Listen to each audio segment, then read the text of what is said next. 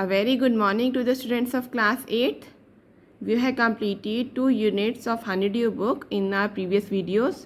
Now we are going to start the grammar part. This is your Fun with Grammar book. We are going to start chapter 1. Chapter number 1 is sentences and phrases. In this chapter we are going to study about sentence and phrase. Okay. So we are starting from sentence. बेटा what is a sentence? Sentence क्या होता है? अ sentence is a group of words that makes complete sense by itself. Group of words जिनकी complete sense बनती है वो sentence होते हैं. क्लियर हो रही है बात? वो वाक्य क्या होता है? वाक्य शब्दों के समूह को कहते हैं जिनकी कंप्लीट सेंस बनती है. समझ में आता है? जो पूरा मीनिंगफुल होता है. तो फॉर एग्जाम्पल लुक हेयर, देखो ध्यान से ज़रा देखो. John works hard.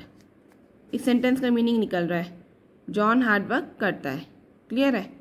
अब नीचे देखो, हार्ड जॉन वर्क्स उल्टा पुल्टा करके लिख दिया. क्लियर हो रही है बात? तो इसका मीनिंग नहीं निकल रहा. ऊपर में जॉन वर्क्स हार्ड बिल्कुल कंप्लीट सेंस निकल रही है इन वर्ड्स की. So this is a sentence. Clear हो रही है बात? और नीचे वाला ये सेंटेंस नहीं है क्योंकि इसकी कंप्लीट सेंस नहीं है, इसका कोई भी मीनिंग नहीं निकल रहा. So this is a sentence and this is not a sentence. अब देखिए नेक्स्ट एग्जाम्पल. अभी इज़ माई एल्डर ब्रदर. अभी मेरा एल्डर ब्रदर है. बिल्कुल कंप्लीट सेंस निकल के आ रही है, मीनिंग बिल्कुल साफ समझ में आ रहा है. इज़ एल्डर ब्रदर अभी माई, इसमें कोई भी सेंस निकल के नहीं आ रही, कुछ भी समझ नहीं आ रहा. सो ऊपर वाला इज़ अ सेंटेंस और नीचे वाला जो है वो हमारा सेंटेंस नहीं है. Clear? Third is where do you live. आप कहाँ रहते हैं? कंप्लीट सेंस निकल के आ रही है, आपको मीनिंग समझ में आ रहा है कि आप कहाँ रहते हैं. यू डू वेयर लिव, ये ग्रुप ऑफ वर्ड्स इनका कोई भी सेंस नहीं निकल रहा. ठीक है, इनका मीनिंग नहीं निकल रहा. So this is a sentence and this is not a sentence.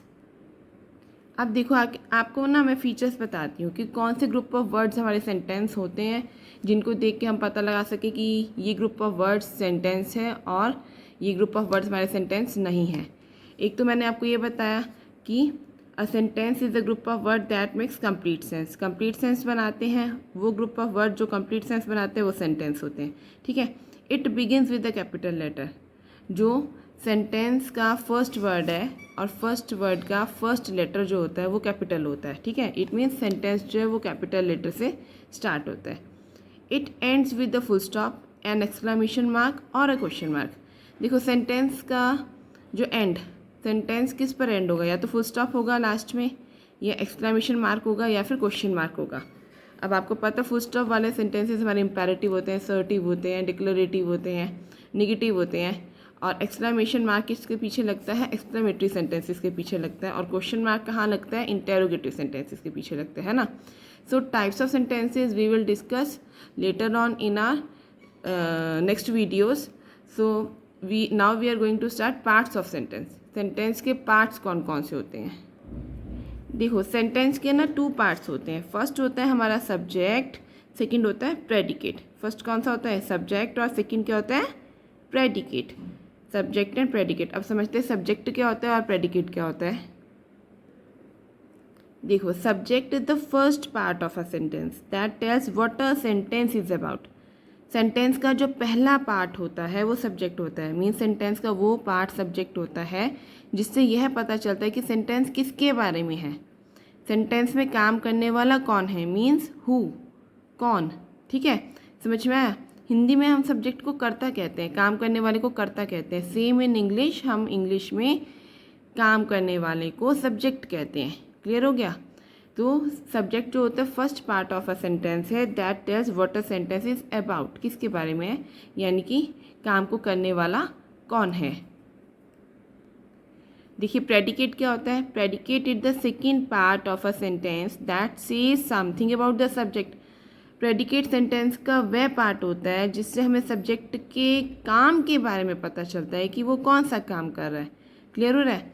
अब दोनों में डिफरेंस देखो एक बार फिर से मैं बता देती हूँ. मेन पॉइंट क्या है? दोनों में काम करने वाले को सब्जेक्ट कहते हैं.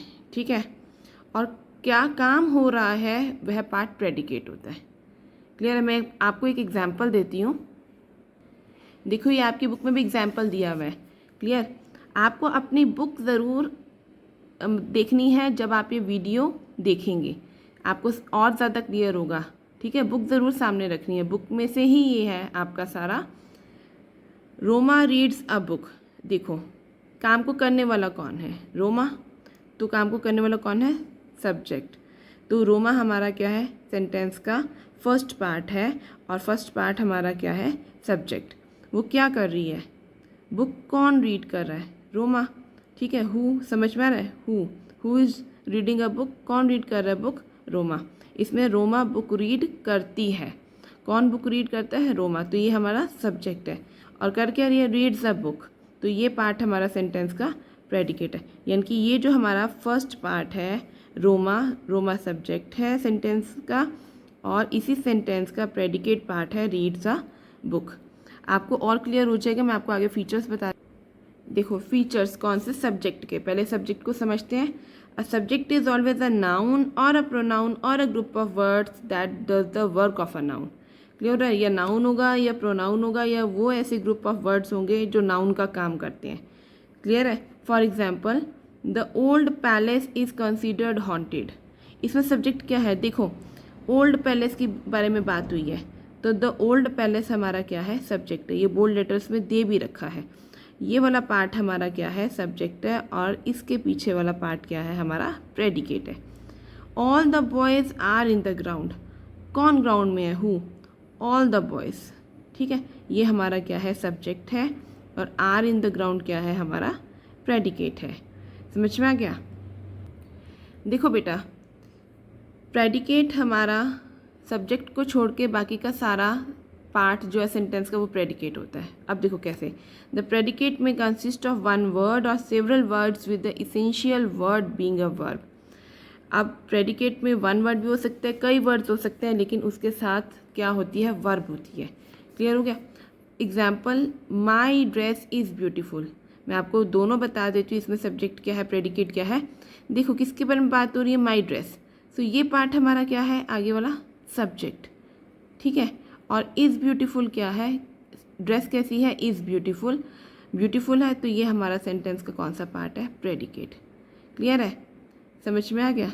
The verb is the essential word in the predicate. Verb ज़रूर होती है, जैसे यहाँ पे होना। इज़ आप कहोगे हेल्पिंग वर्ब है, ये हेल्पिंग वर्ब नहीं है। किसी चीज़ का होना, एग्जिस्ट होना भी हमारी मेन वर्ब होती है, इज़। ठीक है, for example this is a pen. होना किसी चीज़ का, ये एक पेन है। क्लियर हो रही है बात? मैं आपको वो भी बता रही हूँ। This is a pen, this is a cat, that is a dog. Is यहाँ पे हमारी मेन वर्ब है, और the boys are playing, are हमारी क्या है? हेल्पिंग वर्ब है। प्लेइंग क्या है? हमारी मेन वर्ब है। ये हम और आगे डिस्कस करेंगे जब हम लोग वर्ब्स के बारे में डिस्कशन करेंगे।